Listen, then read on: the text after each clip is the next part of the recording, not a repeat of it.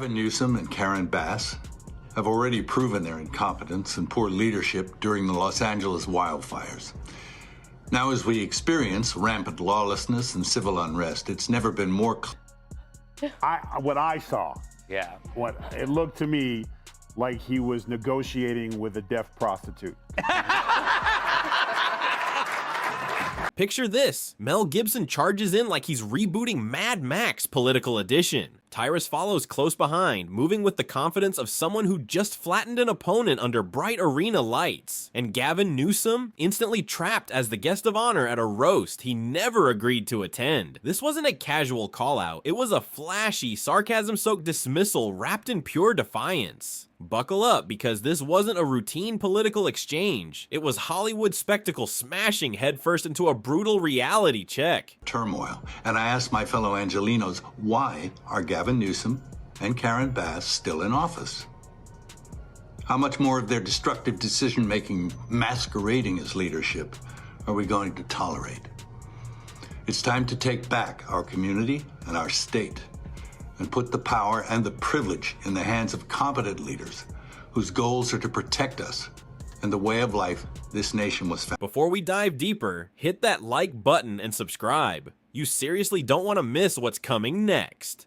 Mel Gibson has never been the type to fade into the background politely. Absolutely not. He's the kind who bursts through the room, knocks everything off balance, and announces something is deeply wrong while staring you down like the final verdict has arrived. This time, his newest spectacle has nothing to do with blades, battles, or sermons. It centers on none other than Gavin Newsom, polished smile and all. The tension is thick, the moment is boiling, and Gibson is seconds away from letting it all pour out. You can watch the tape. Yes! He literally goes, I want some of this, then you do some of this, and I'll do some of that back to you, and then we'll do this, and then I'll pay you, and then we'll do it again. True. And then she kept saying, no.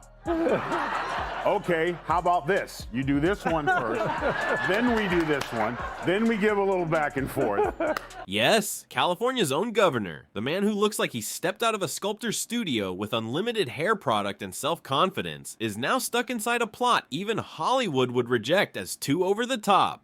Built like a refrigerator packed with opinions, he's the kind of presence that could flatten a folding chair without trying. If Gibson is the chaos detonator, then Tyrus is the solid steel hammer of reality. Together, they've become a force that calls out Newsom so relentlessly he ends up feeling like a background extra in his own political drama. And you know the situation has spiraled when the loudest critics aren't political rivals, but a Hollywood heavyweight with no patience for pretense and a wrestling commentator who treats nonsense. Public hazard.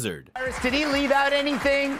I think there's about 100 other reasons too. Well, you can't, it's not his words when he speaks. Yeah. You have to watch him closely. And some genius decided not to film him any lower than the shoulder. Yes, did you? Yes. So what did he do? You couldn't see the hands. No, but he sent Morris. So why has Newsom landed squarely in the political hot seat? Easy. He runs California like a luxury theme park gone wrong. Half the rides don't work, the rest are shut down, and somehow you're still charged a small fortune just to get inside. Instead of repairing the mess, he's busy buffing that signature smile like it's up for a trophy. Mel and Tyrus finally hit their limit, and they didn't just toss a few jabs. They blocked out the sun entirely. The spotlight is locked in, and the heat is cranked higher than ever. Governor Gavin Newsom and LA Mayor Karen Bass, well, they were also suggesting that LA was under control. They had it covered while, of course, LA was essentially burning. And they've been blaming Donald Trump for all the chaos in LA, while Gavin Newsom has been trying to emerge as the strong leader of the Democrats as he eyes off the presidency in 3 years' time. But actor Mel Gibson has spoken out, blasting the governor and the mayor, rightfully so, for their disastrous leadership. Mel Gibson's position isn't hard to decode. He spent a lifetime in Hollywood watching pretenders rise by acting compassionate, and nothing rings more false than Gavin Newsom posing as the flawless face of progress. Gibson likely looks at him and thinks he's portrayed antagonists with more depth than this. While Gibson cuts cleanly through Newsom's polished image, Tyrus barrels in like a sarcasm-powered freight train. But this goes beyond failed leadership. It's about vanity. Newsom parades around like a president in waiting, hair gleaming like a spill on asphalt, rehearsing his responsible leader's stare as if he's preparing for a daytime audition. Meanwhile, his state resembles a dystopian set, basic items locked away, tent cities multiplying faster than coffee shops, disorder everywhere. It's Gotham with no hero in sight, and Gibson's tolerance has officially snapped. Yeah. He's negotiating with the deaf prostitute. Yeah. Let's just stick with that. Yeah. More likely. Yeah. Now, a lot of people have been coming out and calling out, Gavin Newsom endlessly, and the biggest one of all is Mel Gibson. We all know that he is a very big, open critic of Gavin Newsom, and he continues to actually do that, and rightfully so, because we already know that there's a lot of issues going on right now within the state of... Picture it. Gibson highlights the disorder, and Tyrus piles on with a grin that practically says, "We noticed everything." Meanwhile, Newsom stands frozen like a former prom king watching his crown get taken in front of everyone. The sting isn't just the call-out, it's that the hit lands like the roast of the century. When Hollywood spectacle teams up with wrestling grit, the outcome is pure, meme-ready chaos. California now feels like a political pothole, highway, costly to repair, brutal to navigate, and completely overlooked by the person in charge. Gibson isn't here to play nice. He's firing off blockbuster-grade barbs, while Tyrus amplifies the moment with comedic body checks that feel heavier than reality itself. Together, they don't merely reveal Newsom, they launch him into a spotlight so harsh it makes red carpets look dim. The twist. Newsom always wanted center stage. Now he's the punchline of his own production. Gibson lost his house in these wildfires. And what you just saw there was an effort to recall the governor and Mayor Bass. Does his star power in this matter? It matters in the sense we're playing it now on national television on a highly rated Fox and Friends First show, and that has gone viral on social media. And meanwhile, the same day that Mel Gibson says what he says there, and he's correct on so many things as far as the management of wildfires, Gavin Newsom's approval on the handling of the wildfires is only 30%. Wow. Instead, Gibson and Tyrus rewrote the whole scene, casting Newsom as the villain in their own roast special. Not the slick, intimidating type either, but the Scooby-Doo variety who gets exposed as just a guy pulling a flimsy trick on the town. The hit is ruthless. Newsom thought he was lining up a presidential audition, only to end up as the comic side note in someone else's routine. If there's anything he's perfected, it's acting like he isn't steering California. Straight into trouble. He struts through the disorder like the lead in a streaming drama nobody requested. Heavy on hair checks, light on solutions. Potholes spread faster than explanations, and Gibson looks at the mess thinking, no chance. This is too far-fetched, even for me. Then Tyrus steps in, dropping verbal elbows with championship timing, calling it exactly what it is, a collapse propped up by styling product. He has zero tolerance for nonsense, and Newsom seems to generate it effortlessly. Watching it play out feels like a pit bull locking onto a chew toy shaped like a politician. No pause, no restraint, just the squeak of wounded pride and a reputation getting shredded. You can watch it. Look at the blinking. Blink, look. Meet me at the house. Like, he's blinking. He's sending... I'm getting there. Hey, just so you know, I'm not wearing pants. Ew. And then, look, he's blinking. And then eventually, the camera guy realizing that he's signaling him, so he gets appalled, leans back, camera comes down, and then we're back to this. I'll do this for you. You do this for me a little. So he's saying whatever he's going to say. There it is. See? They couldn't hold him back. He's like, I'm not on film. Oh, I'm not. Nope. What makes this entire spectacle so funny is that Newsom likely believed he was untouchable. Politicians brace for hits from rivals or a stray late-night joke, not a Hollywood firestarter paired with a wrestling powerhouse. Gibson storms in with the finesse of an action film. Blast, while Tyrus makes it clear this roast goes beyond California. It's about the absurdity of someone posturing as presidential, while his state resembles a survival game where everyone is losing. California, once the land of dreams, sunshine, and movie magic, now feels like a ride called The Collapse. Entry is free if you're broke, painfully expensive if you're not, and the only attraction that works is the one that sends people out of state. That's the real sting. Gibson knows the gap between a hit and a disaster, and right now, California wouldn't even qualify for a bargain bin release. The energy is pure viral fail compilation. Gibson brings the heat, Tyrus delivers the punchlines, and together they're relentless. Newsom practically supplies the script. Blackouts, soaring rent, crime climbing, yet the hair, still flawless. If vanity were taxed, the budget would overflow. Gibson mocks the illusion, then Tyrus lands the final line. Perfect hair can't hide broken. Leadership. You can almost picture Newsom watching the clips, fingers sliding nervously through that signature style, hoping it still shines. Well, speaking of full of I'm sorry, I'm confused. He's still governor, right? Yes. Yeah. So he could do something about it. That's the most irritating thing, is like, why did anyone say with a follow-up where he's like, the homeless situation is ridiculous? Follow-up question, aren't you governor? Yeah. Like, that's the difference. That's the difference between the radical left and President Trump.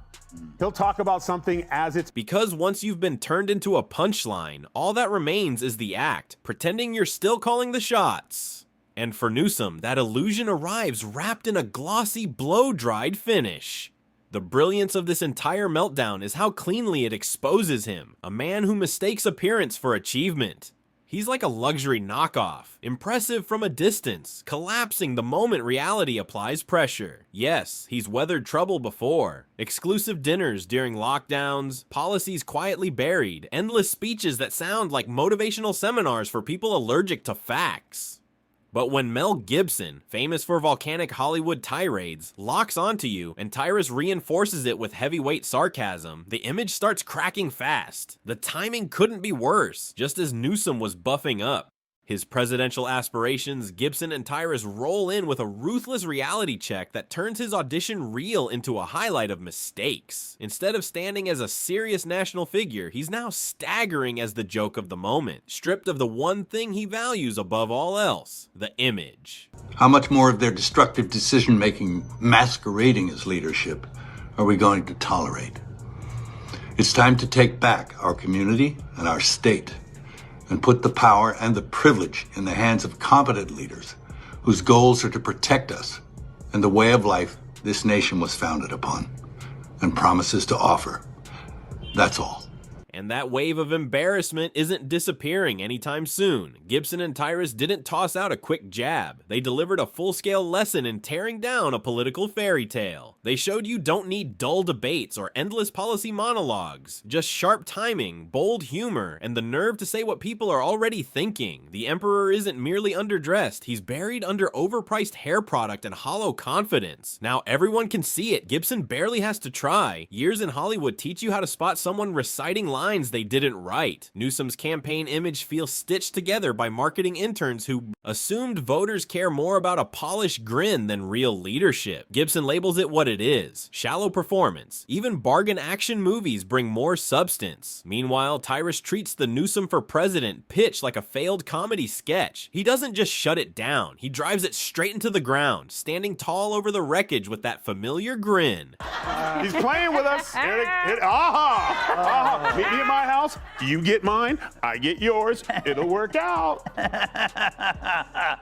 Paul, are they capable of soul searching? It feels like the party itself has no soul. Yeah, I know, they have no soul. You know, it's a really interesting statement if you just kind of, you can break it in two. He spends the whole first part of that saying, we lost because this. Essentially what he says is, folks, we were on the wrong side of every issue last. To Tyrus, the idea of Gavin Newsom leading the country is like handing the controls of a space shuttle to someone who just flipped a golf cart. Sure, it might be amusing for a few seconds, but then everyone braces for impact. Newsom's political resume reads like a greatest hits reel of California's worst outcomes. Homelessness soaring, crime spiraling, and his main defense remains that polished grin. Instead of fixing problems, he leans harder into the routine. I look flawless, so I must be right. It's like a kid trying to pass a spelling test by dusting glitter over their name. Gibson sees through the performance instantly, ripping it apart with the intensity of someone who's fought epic battles, on screen and beyond. Meanwhile, Tyrus keeps it blunt, calling it exactly what it is: a weak act that wouldn't survive a single round on a televised talent stage. Picture a presidential debate. Serious contenders on one side, and on the other, Newsom rehearsing his smirk under studio lighting. Gibson would call it a casting error. Tyrus would brand it pure satire. The timing couldn't be worse. Newsom is out shaking hands, posing for cameras, testing a national run, while Gibson and Tyrus keep landing clean hits. It's content gold for them and a total nightmare for him. And the kicker, he can't win either way. Respond or stay silent, the outcome's the same. Gibson and Tyrus have him locked in a comedic chokehold, and the more he wriggles, the funnier it becomes. And that's where this whole spectacle truly lands. This wasn't just a viral moment, a roast, or a loud clash of personalities. It was exposure in its purest form. Mel Gibson and Tyrus didn't invent a narrative or twist facts into something new. They simply held up a mirror and refused to look away. And when the reflection stared back, Gavin Newsom had nowhere to hide. That's the danger of building a brand on polish instead of results. Sooner or later, someone ignores the lighting, steps past the camera angle, and points straight at the cracks. No slogans, no spin, no rescue edit, just the uncomfortable silence that follows when the performance finally collapses. This moment will fade from headlines, but the image won't. Because once the illusion breaks, it doesn't reset. It lingers, and from here on out, every smile, every speech, every perfectly framed photo carries the same question in the background. Is this leadership or just another rehearsal? The spotlight didn't move. The script didn't change. Only the audience did. And that's the ending he never saw coming.